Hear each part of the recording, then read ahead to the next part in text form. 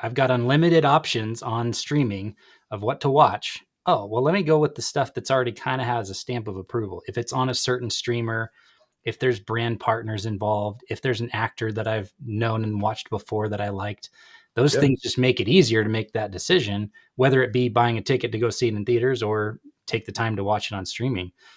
This is Truly Independent, a show that demystifies the indie film journey by documenting the process of releasing independent films in theaters. Each week, Garrett Batty and I, Darren Smith, will update you on our journey, bringing guests to share their insights into the process and answer your questions. All right. Oh my gosh. Welcome, everybody. We have a very exciting guest with us today. I met Jonas on the internet. We met on LinkedIn and connected there. And I'm just going to call that out every time we have a guest that I met on LinkedIn, because I want to get all the filmmakers on LinkedIn. It's just such a cool place. It's really a great avenue. It's my total social media too, because there's not a lot of politics and other nonsense on there yet. We'll see. Yeah. You know, I'm in the same boat. Well, let me give you a bit of an intro, Jonas, so people understand why I'm so excited to chat with you today, why we're so excited to chat with you today. 25 years in the film industry, worked with many of the major studios, both in development and physical production. You've been a producer in the past. You shifted to marketing in 2023 during the strikes, and that's what we're talking about today. And I love your ethos about marketing for indie films. So maybe we could start there. Tell us a little bit about why are we inviting someone who works with studios to talk to us indie filmmakers about how to do marketing? well, I mean, for a long time, I've looked at the indie film market, and there's certain things we just do in the bigger films, the bigger film market, for the studios, that I've always wondered why wasn't it applied to indie filmmaking. And the part of the reason is that it's a real struggle to get an indie film made. It's a struggle to get any movie made, but indie filmmakers are mostly just focused on like how to get their movies financed, and then eventually into a movie theater. One of the big pieces that I think not just indie filmmakers but business people in general forget is they think making a great product will bring an audience. And they forget that marketing is pretty much half of any business. And film business is a business that needs 50% of it to be marketing, basically. It's such a wake-up call, I think, to an independent filmmaker, and to hear you say that is so, it verbalizes that wake-up call moment of like, I remember making my first film. Like, I made a movie. Now people are just going to come see it. And Right. there is no field of dreams. If you build it, they will come scenario with independent film. Like, it's a matter of then making the movie and then repeating the process for marketing, right? Just begging people to see it. Yeah. And I think that indie filmmakers also think that the distributors are going to take over and just market the heck out of their movie. Right. Right. And a, You and a mean they lot won't? well, a lot of time you're selling your movie to a foreign sales company Right. Right. who puts a few deals in place, and they're taking 10 to 15% of the sale. So like they really don't have a lot of skin in the game Yeah. when it comes to like what the movie doing well in theaters, so on and so forth. Um, also like uh, it's so hard to get to that place. You're so focused on that one piece that you Yeah. forget about the other stuff. You Yeah. know, but there's so many like simple, and then also everybody thinks it's super expensive, right? They focus on like these large P&A funds from 20 years ago, when today in today's marketplace you can get to the consumer fairly easily. And especially you have a niche movie, you can get to the consumer super easily through Reddit, through TikTok, through Instagram, through LinkedIn. You can get to you're basically the person you want to watch your film and make aware of your film very easily, and at a much lower cost than the 50 to $100 million that you used to have to spend to get a movie, get awareness up on a movie. Yeah. So what we're really excited about is, kind of continuing the conversation today about marketing and what are some of the strategies. Like, let's get into the weeds on some of this stuff. What are the things that indies could and should learn from the studios? But I want to touch initially on something that you and I talked about last week, which is like, how early in the conversation should you start talking about marketing? Maybe we start there. I mean, we talk about it before we even at Original Film, we talk about it before we even like take it into the buyer. We make it a very first part of the conversation of who is this movie for, right? And right, is this something that that audience is going to like connect with easily? And is there something we need to adjust in order to make it for that specific audience? And I find it's best to look. Original Film makes 4 quadrant movies, meaning they play for basically everybody: moms, dads, kids, adults over 25, under 25. But when we looked at it like targeting an audience. Women under 25 will come and watch this movie, and then we just hammer it for them and make the best movie possible, so that we know that we have them as a core audience.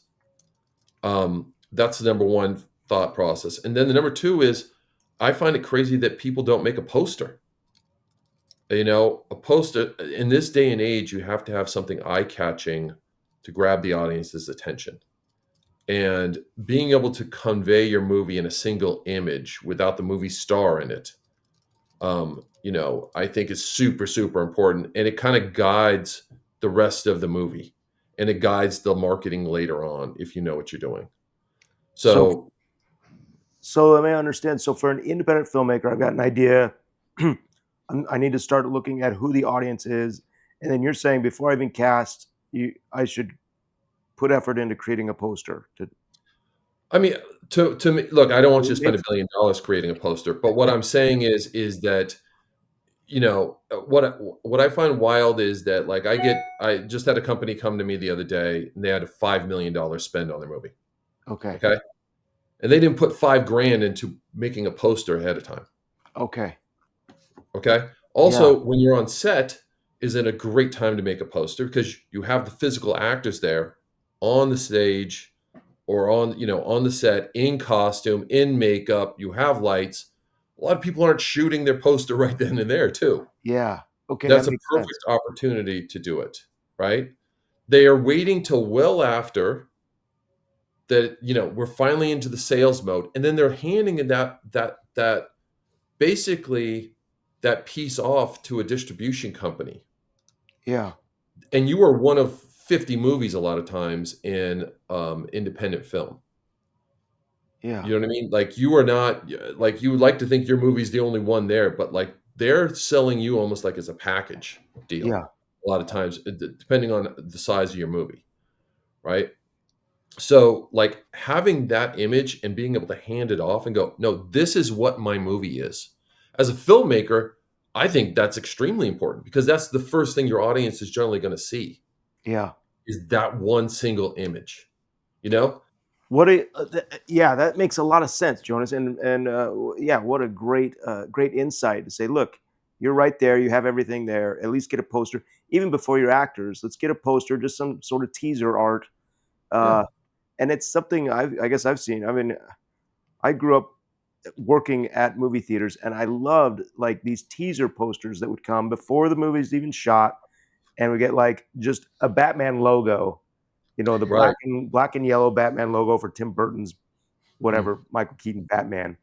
And I just thought, I don't know what this movie is, but this poster has me intrigued. It has me intrigued, and when the next one comes, you're Yes. like, "Oh, I got," Yeah, I mean, look, marketing itself is I think I forget what the touch points are. I think it's 7 touch points, right? In order to get somebody to buy a product. Yeah. Yep. And that's the other thing. Everybody's waiting to the like last 2 weeks of marketing their film. Yeah. At that when you can start now. You can start with, "Hey guys, we just got financed. You know, I'm going to do like a kind of BTS for you of what it's like trying to get this movie off the ground." You're connecting with your audience, and you're helping your audience find each other too, and connect and get behind you. So by the time your movie comes, just like with that Batman poster, you're already like, "Oh, I saw this Batman poster first. Yeah. I shared it with my friends." You know what I mean? You're letting the audience kind of work for you. You brought up Sonic the Hedgehog earlier before this call. Like the Sonic community is sharing stuff. They're doing part of the marketing for Sega and for Paramount by sharing it with each other and coming up with different ideas. And I mean, there's fan art and all this other fun stuff that happens around, a big lively character like that. Jonas, Um, is there a any concern about like what not to share, or like oversharing? Sometimes I get fatigued by buddies that are like making films, and everything is like either you can tell it's like underdeveloped key art right. or underdeveloped teaser art, and you go like, wait, that might be hurting the image of the movie. Or everything's like, hey, we're getting ready to film in 8 months, and then nothing ever happens, and you're like, come on, guys, like live in Yeah. reality. Well, the nothing ever happens part is a good thing. You don't want to do that, right? Yeah, yeah, yeah. Look, I'm talking like, you're going to go. Okay. You know what I mean? Like the key art should be the original like temp poster, let's call it. Should be something that you're sharing with friends, family, and investors, Yeah. right? To get them excited and to kind of test the water with it. Get real feedback on what that poster is. Maybe you're doing two or three of them, Okay. right? I mean, in this day and age with AI and you can send something off to India to have a kid do over there that's happy to do it for, $5 an hour, right? Sure. It maybe not is you're not your final poster, but it's something that you can put together to start getting people's concepts and ideas going and getting their reactions, Yeah. right? Because something like I think is cool might not connect with the audience. I You know, I mean, have you ever had like a post that you went kind of wild and you're like, people were really excited about that post, and then another post you do that you've like put hours into, and it just death, just Sure. zero Silence. traction. Radio silence. The audience figures what they want, right? We're partially what we're trying to do is figure out what connects with the audience. You know, one of the companies I work for that is a bigger company that does viral marketing is a creative named Brandon Baum, and he A/B tests his ads, meaning he makes an ad, like a smaller version of the ad, puts it on a separate channel, see if it does well. And then when a client comes along, MasterCard or whoever comes along, he goes, "This is something I already got like 5 million views on. Let's do the bigger version of this." Yeah. Put it out, and then it gets 150 million views, and everybody goes, "Oh, he's a genius." I'm like, "No, he just tested like 15 ideas, Yeah. right? And took the best one." And that's what's great about the internet, and that's what's great about social media is that you can kind of put stuff out there. And yes, as long as you're not your buddy that's putting something out there that's not really actually going to happen, you know what I mean? Sure. Like, it Yeah. brings a credibility to it. Also, in this day and age, people love seeing people kind of go, "I don't know if that is that good." Everybody has this kind of weird bravado about them, like they have to be, always right. Like Yeah. I'm the only guy who seems to figure out that I'm wrong 90% of the time, Yeah. right? And then that 10%, that's when the magic happens. And I'm, so Yeah. Okay, that makes sense. Well, I think it makes sense to avoid what you're talking about, Garrett, of like, oh, what if it actually is hurting the film? Having a cohort or a brain trust or a mastermind of like trusted friends that will give you good feedback and honest feedback of like, oh, I wouldn't post that. Like I can think of a yeah, filmmaker who keeps putting out AI generated scenes and shots and posters, and you're like, dude, this isn't it. Like, I wouldn't be right, posting those things. He never asked right. for my opinion, so I don't share it. But you and I obviously together could be doing that. But also, we've got so many people in this community that we could just say, hey, will you take a look at this? Give me your feedback before I post it online. And that one extra step will probably save you that risk of hurting your brand rather than helping it. Yeah. I think there's a lot of value in asking, like, is this going to create market confusion? When I release the final product, if this key art or poster isn't in line with the brand that I'm trying to release, if it is an AI generated thing and it looks like an animated movie, but really it's a live action something else, then yeah, then I think you're digging yourself a little bit of a hole. Yes and no. I mean, talk about Sonic again. I don't know if you guys remember the reaction to the first Sonic trailer that came Yeah. out. right? Yeah. So, obviously we took a step back and put in redid Sonic basically, right? To look more like the character that's in the video game, you know? Yeah. Some of that can be like taking in that negative feedback can be a good thing sometimes, but yeah, you don't want to overdo it. You don't want to do too much AI, Yeah. throwing stuff at the wall type of thing. Part of my job is very much being able to focus and put out stuff that I think is going to do well, and then amplify that stuff, Yeah. right? That makes sense. Yeah, One thing that you said, though, that I think is a really interesting takeaway for indie filmmakers is this idea of, the Superman poster in a theater a year before the movie even started production. They're like promoting the movie because they know it's coming out summer of 2027, right? So right. there's an image of a Batman logo or a Superman logo or whatever it is. And indie filmmakers don't really do that. We're not posting something when we're greenlit, and we're not posting something beforehand because we're so nervous about stuff getting out, about behind the scenes photos or whatever. And it's like, man, we're so small. Like, we really shouldn't be worried about our stuff leaking on the internet. It would actually be a good thing because that's free earned market, earned media. Right. But the idea of, yeah, coming 2026, coming 2025, and having a teaser and setting up. And so that actually transitions or takes us to the next question we wanted to talk about is like, when you're early in the process with marketing, what does the marketing look like? Because you're not saying get your tickets, you're not saying click here to find your theater, right? So what are you actually telling people to do? What's the action you're getting them to take? And what's the kind of outcome that you're driving towards? Is it awareness? Is it leads and email subscribers and people you can contact? Like, how are you looking at that in the early stages, whether it's pre-production, production, or post, before you're into distribution mode? I mean, look, the first thing is always awareness for me, right? It's hard to get somebody to go to a movie if they don't know what it exists. So that's that's number one. I feel that awareness is pretty much up until the movie's ready to get released. The thing with Superman, as you just mentioned, Superman can pick a date, June 21st, 2026, and they make the deal with the movie theaters and they lock down that date. And for the most part, unless another movie goes on to that date, they'll keep that date, right? And that's part of the reason they're announcing it too, is they're saying, no, June 21st is us. Yeah. Everybody else go away, right? As any filmmakers, a lot of times, you don't get to know when your movie's coming out that far in advance. We know. So, yeah. So, so what you want to do is build awareness and build excitement around it, and build a community around the films.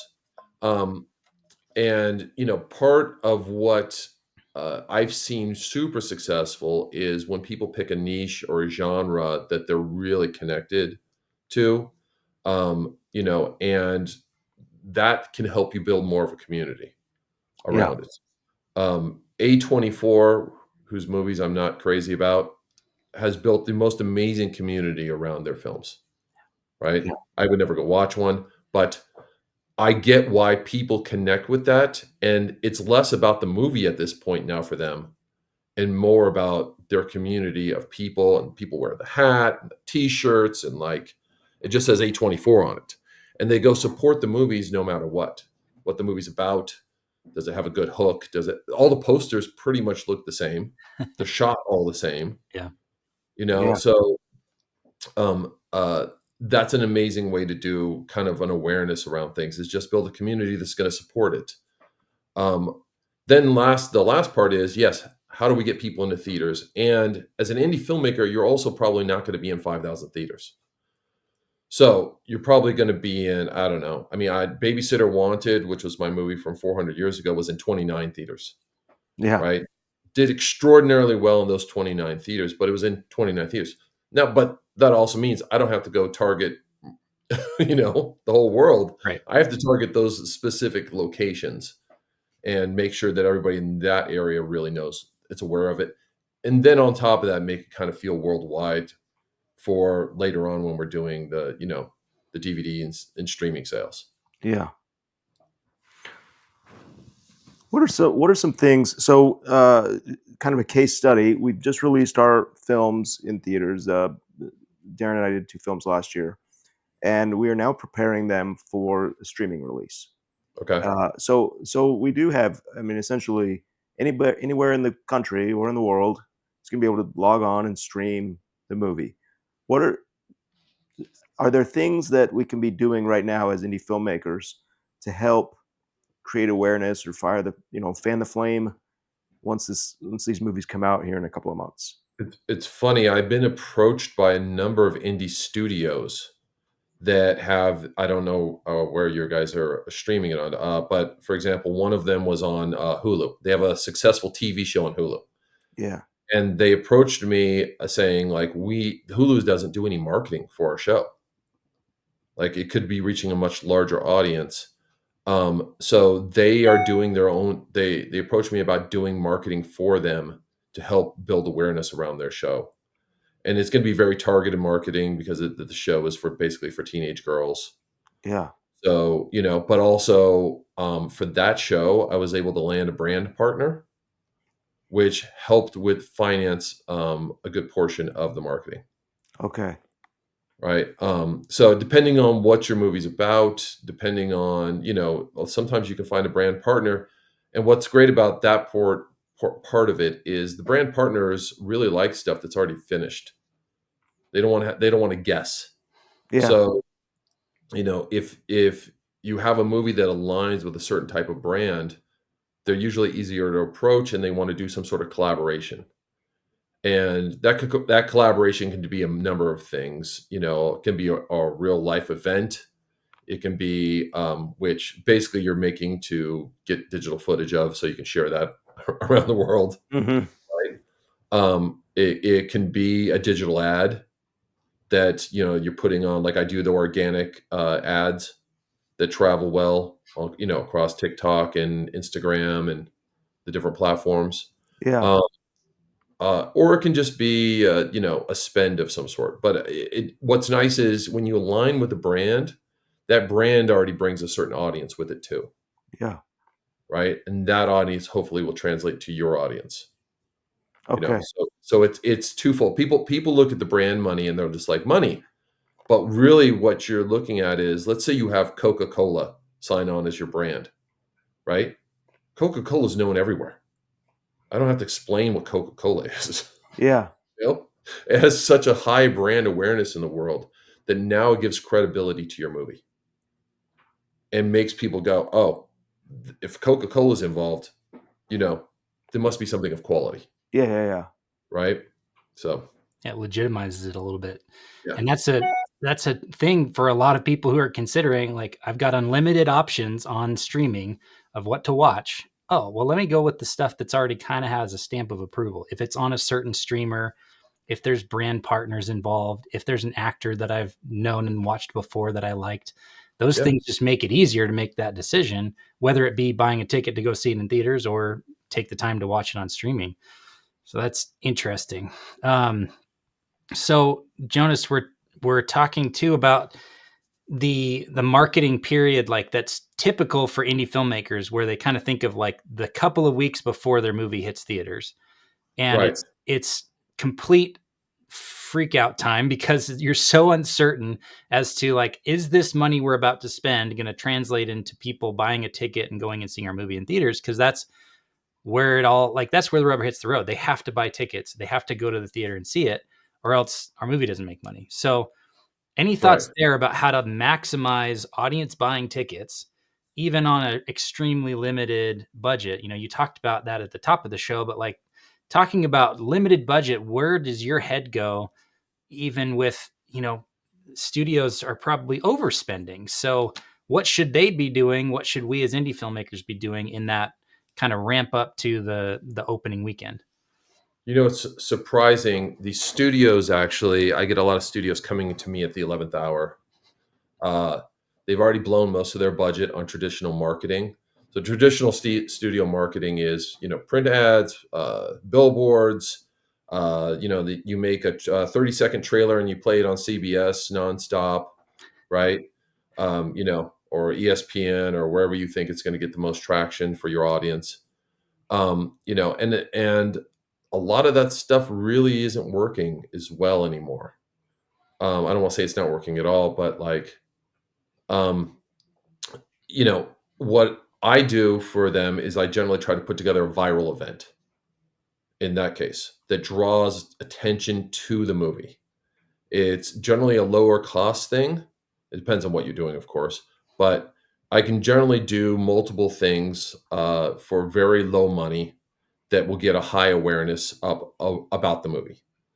And also, if you do it right, you're doing something where it kind of sparks intrigue into the film and makes people go, "Oh, cool! I want to go see what that film is about."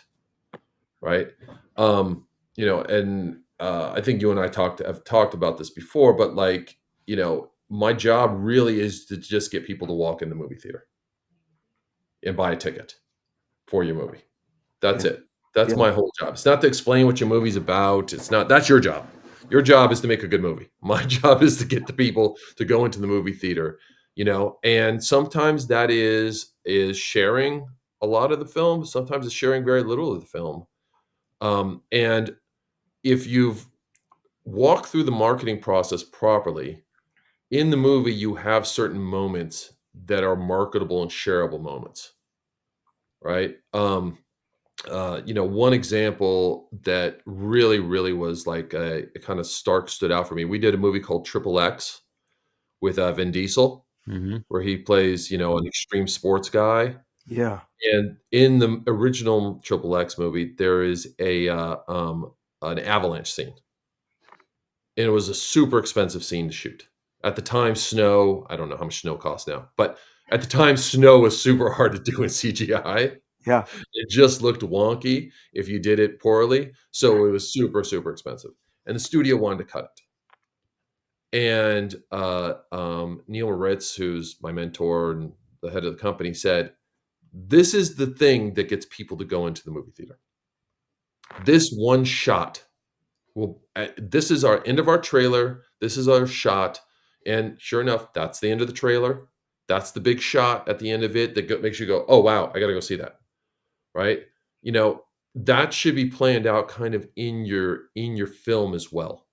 So that by the time you get to that 2 weeks out, you have that card to play Hmm.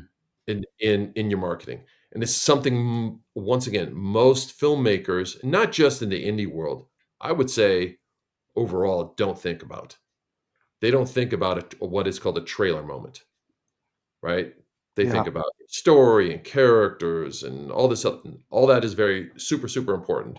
But in terms of selling a movie, what's that thing? We call it a hook that's going to drive audience to the movie theater, Yeah. right?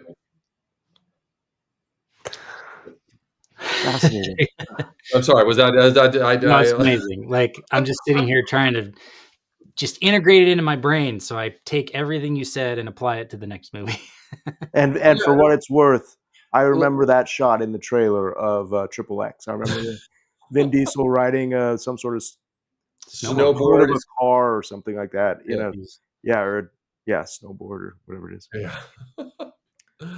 Very cool. It feels a little mercenary, I think, to filmmakers, which is another reason they don't do it, right? But at the end of the day, when you're standing there and you just want people to watch your movie as a filmmaker, forget about the money aspect of it. As a filmmaker, somebody who's made movies and put them into a movie theater, you just want people to watch it. And I'm even someone who, like, I don't care if you hate it or not, as long as you watched it. Like, Yeah. I want the feedback. I want all of it. I want to, you know what I mean? I just want people to actively go out to the movie theater and watch it. And then later on, oh, maybe I'll watch it on streaming, or maybe I'll watch it on whatever channel. Yeah. So, it's an important part of the process that I think gets overlooked a lot. But it also is the reason, like, original films, movies, mo- I would say half of movies fail. Original film is up in the 80% success rate of films. I've never seen one not at least break even. Wow. And the reason is because there's something to market always, Yeah. or the movie's not made, right? And then that's the simple fact is like you don't know if the movie's going to turn out well or not. The actor might do this, the cinematographer might do that. You know, you Sure. might lose a day or two because it's snowing, or I mean, I was on a movie once where the camera froze. Literally, the camera froze because the weather dropped. Like, the batteries froze. I think on the camera. That's what it Yeah. was. Yeah. And like we're sitting around for hours trying to warm up the batteries. Like I would assume they just would warm up, but no, sitting out the thing. There's a bunch of things you can't control, but what you can control is how you're going to sell it at the end of the day, right? It's brilliant. Yeah, I mean, and it's easy to do as an indie filmmaker to start thinking about that marketing. What are these trailer moments? And the comment is, it may sound mercenary or anything, but I think you're right to bring that up. And I mean, at the end of the day, that's the space we're trying to play in, right? An independent filmmaker is going to walk into a place, a movie theater, that's whole business is to make money on movies. So you Right, have to be in that mindset of how am I going to make this product serve their purpose? And right, right. yeah, yeah, it's a cool mindset to kind of help be Yeah. in. And by the way, that's also the mercenary part is why people hire me because they're like, I don't want to do that piece. I You don't do wanna- that. I Yeah, don't you like do how that. that feels. and I'm okay with that. That's why Yeah. Well, I mean, just the idea that you've got to have somebody that's thinking about it. And if it's not you, if that's not your expertise or your background, or it doesn't feel like what you want to be spending your time on, then you definitely need to set aside budget and time and have someone who's going to run that for you because it's essential. And we've learned that, we feel that, and it's something that keeps getting repeated over and over by filmmakers who are doing it at a high level.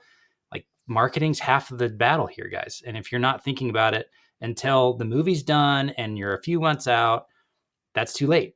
Like, you missed the right. opportunity of starting earlier and building that audience, building that community, building up the desire for the film that gets people to go see it. So, man, oh man, Jonas, you've been awesome to have on our show. I want to be respectful of your time. I know you got big calls today later on. Appreciate it. Yes, I got Um, another one. Yes. is there, like, Thank where you. can people learn about you if they want to try to hire a mercenary? Like, do you have hireamercenary.com? Like, Just follow me on LinkedIn, Jonas Barnes. I think it's Jonas Barnes Producer or something like that on Yeah, LinkedIn, or my company, Original Film. I also have a consulting company called Dragon Shark that does digital marketing, that type of stuff for more reduced rate than the bigger company does. And as far as also like putting budget aside, the further out you are from it, the more you can either maximize the dollars you have, because you're not fixing problems, yeah, right? yeah. You're finding solutions well ahead of time and then putting that money into play. And I think that's the best way to spend it. Sorry, I didn't mean to add an extra thing where I know we're getting out of this. you can But yeah, tell find follow me on LinkedIn. I think that's the easiest place, or just type in Jonas Barnes into Google. I should pop up number one. Amazing. Well, thank you, sir. It's been a pleasure. I'm sure we'll be chatting with you again because this is one of those episodes that I hope people write in and go, okay, now I have more questions, and then we'll get you back on for a follow up or something like that. Yeah, let's do a live Q&A sometime. That'd be fun. Oh, there we go. All right, All man. right. Thank you so Man, much. And we Thanks, guys. will talk later. Have a good one. There we go. wow, what a guest, Darren. Thanks very much for bringing Jonas on. Hey, just thank the LinkedIn algorithm for connecting us. Yeah, No, Jonas is a really cool dude. I hope to be working with him in the future because he just has, like he said, that mercenary idea is actually a really great idea. You want someone who's as hungry about getting marketing and getting awareness for a movie as you are about getting your movie made and shot and edited and into theaters. And yeah, so finding someone like that, whether it's Jonas himself or someone like him, like, it's so important to have someone who gets it and is just as hungry as you are to get people to go see your movie. yeah, yeah. It's the right mindset too. Right from the beginning, to start thinking about how are we going to get people to go see this. And those are some good tips he gave. What are you working on? What's I, I didn't. Yeah. That was your counterpoint, and that's great. Yeah. What's I'll tell you. Okay, so here's some things that I'm looking forward to. We Yeah. again, I've had some good success pitching some of these projects that I've been developing, and have some promising leads and some calls that I'm excited about. I'm not announcing any projects yet uh, because I don't want to be that guy that announces something and then it doesn't happen. But Right. but the pitching is going well. I think that the things that we've been talking about as far as developing and pitching and putting together a deck and a good treatment um, and good visuals are all very helpful in what we're doing. And so I'm looking forward to the next couple of weeks getting one of these movies greenlit to go into at least not pre-production, but more like paid development. Yeah. That's amazing. And I think it's important to highlight the timeline because we really both kind of started, early to mid November is where we kind of transitioned from season one of distributing 2 movies in theaters. Once Carpenter was out in theaters, at least my role was kind of done. I Yeah, went to the premiere. I told people about it. I took some people to go see it. And then that was kind of it for me. So I was already in the process of kind of pivoting to working on my film fund and getting money raised. And about the same time, like mid November, you really were like, okay, now it's the next project time. And I'm going to work on pitches and I'm going to pitch a lot of things and start developing some stuff. Well, I think that's important to highlight when we hit certain milestones. Like it took 3 months or 6 months or whatever it is to give people a realistic picture of like we're 2 full-time, film workers, and it's not like we can just turn it on in a weekend and be like, great, I have my next project line. Right? It takes time and it takes effort and it takes finding the right people. So that's cool to hear, though. I'm excited to hear about the projects. I haven't heard about any of them yet. So it'll be exciting when you're ready to share them to kind of get a sneak peek. Um, and yeah, I've been focused on fundraising. It's 100% fundraising. I have a different approach because I'm not going out with certain projects in mind and trying to convince people or sell people on this specific idea or this specific movie, which right. is not something I've ever done before. It's always been here's a movie, here's who's writing, directing, here's who's involved. Will you put money into this movie that already exists? And they go, yeah, because they want to invest in that movie. Whereas this is a different strategy saying, I'm going to be a steward of your money and invest it for you in the projects that I think are worthy. And that's very different. And the movies I'm producing are not mentioned in the pitch or the pitch deck. They're not present. I don't have posters or materials or log lines or anything Yeah, because that's not the pitch. So very different approach, but hopefully gets us to the same result, which is making movies. yeah, yeah. I think our paths are kind of on their own. They're like kind of siloed out a little bit, and they will reconvene once I've got whatever the movie to develop, and you've got the funds for it, and or vice versa. We will. You know, I think we'll be talking in season 3 about the movie that we're making together. Yeah, well, and hopefully before then. Yeah, yeah, yeah. Hopefully in the next couple of weeks we've got some movement and some things progressing. Well, very exciting. I thought it would be like I actually reached out to Jonas a few months ago when we were in the process of releasing the movies, and he didn't respond. And so it was funny that he got back to me. He's like, "Hey, do you still want me on your show?" I was like, "Yes, that would be amazing." But I think it works better here in season 2 when we're talking about the early stages of pitching and developing and putting packaging a story to become a movie. It's like your marketing really should be a consideration at this same moment. And so I'm really glad that it happened in season 2 and not in season 1, because I think it's a better context for the listener to say, no, we're serious. Like we're putting it in this season, in this conversation now, because you need to be thinking about it. So if you're out pitching or developing projects, find a marketer, find a film marketer who can come and be part of the team and give you some consulting and give you some help and give you some ideas, some feedback, so that you're not just waiting until the movie's shot to start thinking about marketing. That's not the approach that we're going to pursue or that we would recommend anymore. I think one of the things that really stood out to me, and I'd want to emphasize even more, is that whatever you release, whatever you're creating, to be able to, everything about marketing, if it's that key art or treatment or whatever, make it feel like the movie. right? And if it doesn't, if it's deviating from the movie that you hope to put in theaters, then don't release it as part of your marketing campaign. Um, these pitch decks that I've been sending around, I've created key art or visuals that look like they could be frames pulled from the movie, and Yeah. it's a matter of AI and Photoshop and making sure that everything, you know, really reflects what I want, and so that when I've shown it to people, they say, "Great, when can I see? Like, when can I watch this? This is amazing. This looks incredible." I say, "Oh, good. Well, it's not made yet." They say, "Okay, well, let me read the script." Well, there isn't a script yet. That's what I'm here for. Like, I need your funding to help me get to the next level. Um, but I haven't, just left it so ambiguous and be like, "Oh, well, here's this thing," and now I have to over explain, like, "Okay, it's not an animated movie, or it's not this, and it's not a kids movie," or whatever. Right. People know exactly what it is from looking at what I'm offering. Yeah. I mean, it needs to be a one frame version of your trailer, and your trailer is a 2.5 minute version of your movie, and they should all feel and look and emote the same. And so that's an interesting takeaway.